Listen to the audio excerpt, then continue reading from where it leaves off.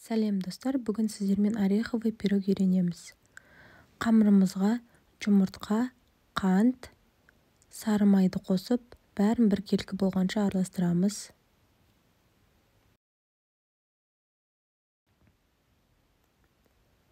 Ұнымызды, разрыхлителімізді қосып, жұмсақ қамыр илейміз.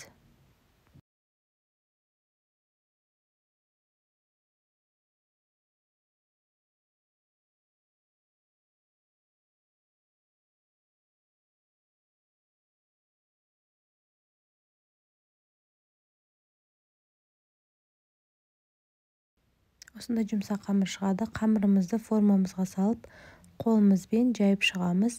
Шет-шетіне бортигін шығарамыз.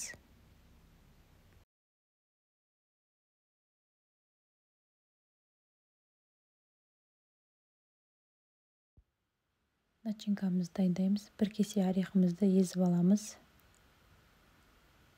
Оның үстіне бір банка сгущенкамызды қосып, бірге араластырамыз.